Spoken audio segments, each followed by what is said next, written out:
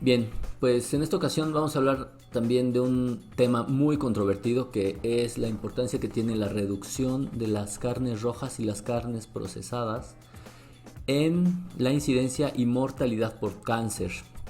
Este es un artículo cuyo autor principal es Gordon Guyatt, que es un autor prolífico en el tema de revisiones sistemáticas y metaanálisis en la Universidad de McMaster en Canadá. Pues bien, vamos a comenzar como siempre por el principio. Ya seguramente todo el mundo sabe que distintas autoridades han postulado que la dieta tiene un papel importante en la patogénesis del cáncer, que es una de las principales causas de morbo y mortalidad a nivel mundial, y se ha dicho que el consumo de carne roja y carnes procesadas podría ser un determinante de este tipo de cánceres.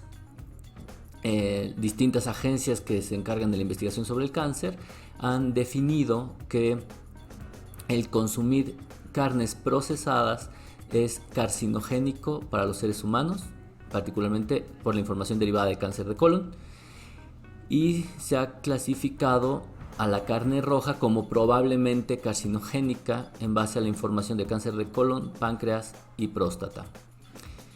Por lo tanto, se recomienda limitar el consumo de carnes rojas a no más de 3 porciones por semana, es decir, menos de 500 gramos semanales, y evitar en la medida de lo posible las carnes procesadas. Esto evidentemente tiene múltiples implicaciones, y si bien es cierto, mucha de la información que originó estas decisiones las hizo el mismo grupo de autores, parece que ahora quieren reanalizar todo esto, ¿no? Por lo tanto, el objetivo de la revisión es analizar los estudios observacionales sobre los desenlaces particulares de cáncer.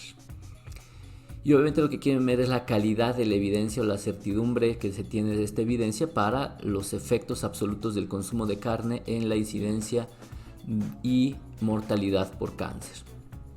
Vámonos rápido con los métodos, que son importantes, pero vaya, en realidad no son distintos a los que ya están descritos para otras revisiones.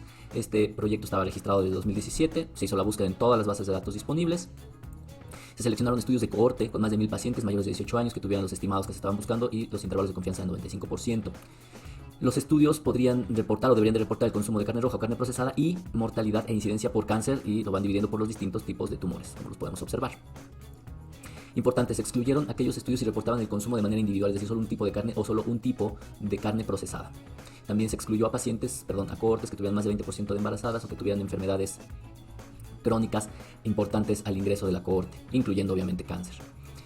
Y obviamente también se excluyeron aquellos estudios en donde se hacía una historia clínica o un recordatorio de sus dietas a lo largo del tiempo. Por ejemplo, ponen el ejemplo aquí de pues en la adolescencia y en la niñez pues cuánto consumían, ¿no? Evidentemente esto siempre ha sido un sesgo. Después describen cómo se obtienen los datos, la calidad de la extracción y el análisis de los datos, que esto está bastante estandarizado. Algo importante es que clasifican a la carne en 3 tipos: la carne roja no procesada, la carne procesada y las carnes mixtas, y aquí lo definen detalladamente. Como carne roja, que es proveniente de mamíferos, ¿de acuerdo? Se hacen distintos análisis, el más importante es que calculan los riesgos relativos para una reducción de la ingesta, es decir, lo que buscan es identificar si reducimos el consumo de carne, cuánto va a haber de reducción en el riesgo de mortalidad o de incidencia por cáncer, ya sea de manera global o por tumores de manera individual. Ellos definen una porción como 120 gramos de carne roja no procesada, 50 gramos de carne procesada y 100 gramos de carne mixta. Y bueno, hacen una serie de descripciones francamente detalladas sobre los análisis que se realizaron, que son estándar para este tipo de revisiones sistemáticas y metaanálisis. Algo importante es que no reciben soporte económico para realizarlas, al menos eso aparenta. Pues bien, ahora vamos con los resultados. Podemos observar que de un original de 22.882 artículos, 118 cumplieron los criterios, que eran 56 cohortes que incluían a 6.1 millones de pacientes o de personas participantes. Hay muchos detalles sobre las características de los estudios. Para mí creo que lo más importante es que 99 de estos 118 tenían algún tipo de soporte económico, ya sea de fondos públicos o fondos privados sin fines de lucro. Algo importante es que había un alto riesgo de sesgo cuando hablábamos de mortalidad por cáncer. Esto es importante, es decir, hay grandes desviaciones que hacen dudar de la calidad de esta información. Vamos a saltarnos ahorita acá. Y es decir, en casos de mortalidad, 9 de 19 tenían defectos, 6 de 7, 8 de 8 para cáncer de colon, 2 de 3 para páncreas, 1 de 1 para ovario, 6 de 6 para mama y 7 de 11 para próstata. O sea, podemos observar que hay un gran sesgo en mortalidad global. Cuando hablamos de incidencia es un poco mejor el escenario, es decir, aquellos estudios que tenían un alto riesgo de sesgo eran 3 de 5, 1 de 2, 3 de 3, 8 de 8, aquí no va tan bien, pero luego 16 de 35, 1 de 2, 11 de 15, etc. Un poco lo que nos hace ver todo esto es que existe un alto riesgo de sesgo para todos los desenlaces, tanto de incidencia como de mortalidad.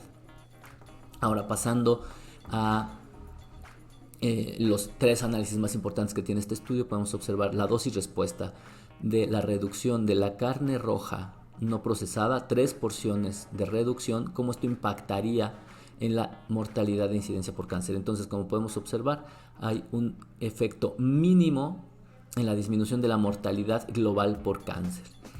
Y después hacen el análisis individual, y ahorita lo vamos a ver más en detalle, en donde no hay diferencias significativas en distintos tipos de tumores, como podemos observar aquí. Y a pesar de que hacen análisis en base a alto o bajo riesgo de sesgo, no se observan diferencias, y en algunos casos se observan pequeñas diferencias significativas, pero tienen muy alto riesgo de sesgo. Es decir, hay un pequeño impacto en reducir 3 porciones de carne roja no procesada sobre mortalidad por cáncer. ¿De acuerdo? Cuando hablamos de incidencia, igual nuevamente, hay un impacto muy pequeño. Cuando hablamos del análisis dosis-respuesta en la reducción de carne roja procesada, 3 porciones menos por semana, ¿qué ocurre con la mortalidad y con la incidencia? Nuevamente, hay un efecto muy pequeño en la incidencia y en la mortalidad global. Ahorita lo vamos a ver mucho más en detalle, y estos efectos se van perdiendo cuando los dividimos por los distintos tipos de tumores. Y como ven, en muchos de los casos la evidencia fue degradada particularmente por la característica de los estudios, es decir, ser estudios observacionales.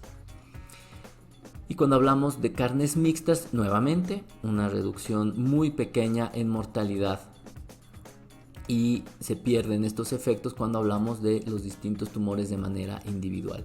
Nuevamente, la calidad de la evidencia es bastante baja, y esto obviamente le limita mucho.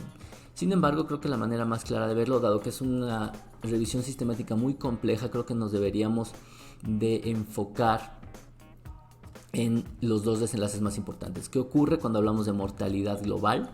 Cuando hablamos de carnes rojas no procesadas, es decir, ¿qué pasa si tenemos un consumo de 3 porciones menos por semana?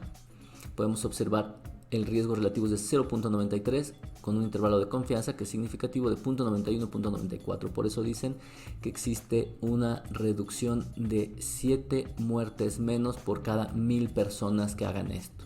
La calidad de la evidencia es baja, y obviamente existen dudas, al ser baja la calidad, de que este efecto sea real. El siguiente que podemos observar es la incidencia de cáncer, en donde aquí no se observa diferencia estadísticamente significativa, ya que el intervalo de confianza cruza la unidad.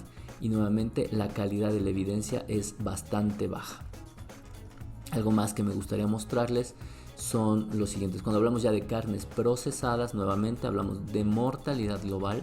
Nuevamente el efecto es muy similar, de 0.92, y cuando hablamos de incidencia global se pierde el efecto de reducir el consumo de carnes procesadas. Igualmente, cuando vemos la curva de reducción o incremento del riesgo relativo de muerte, podemos observar que no es lineal, y esto es lo que le quita un poco el poder estadístico al estudio. Es decir, uno esperaría que conforme se incrementa el consumo se incrementaran los desenlaces. Esto estamos hablando de incidencia, por ejemplo, de cáncer de mama, que es uno de los que más impacto tenía. Entonces, bien, los autores pues discuten que esta es una revisión sistemática de estudios observacionales que tiene una evidencia muy baja, o la calidad de la evidencia es bastante baja, sobre el impacto que puede tener la reducción de 3 porciones de carne roja o carne procesada, particularmente cuando hablamos de carne roja, en tener 7 muertes menos por cada 1000 personas de carne que consumen menos carne roja procesada, y probablemente 8 muertes menos de aquellos que consumen carnes procesadas. Hacen una amplia discusión sobre información que puede ser contradictoria, Pero sin embargo creo que lo más importante es lo siguiente: ellos tienen varias limitaciones, siendo la más importante que son estudios observacionales y que obviamente tienen un alto riesgo de confusiones, y a pesar de que hacen múltiples intentos por ajustar estos errores, pues siempre puede haber un error en la interpretación, particularmente porque al existir un alto riesgo de sesgo, pues esto puede afectar de manera significativa las conclusiones, ya sea a favor o en contra.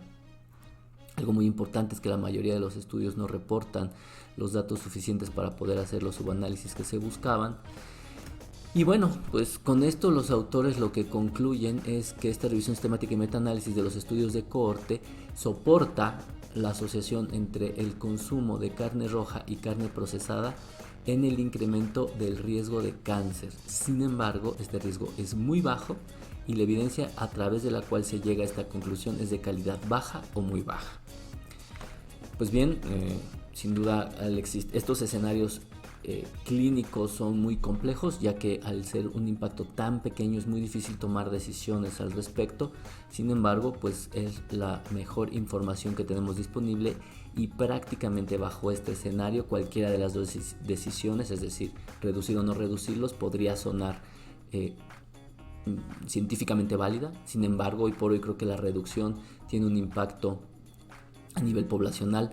Sin embargo, este impacto seguramente es muy pequeño.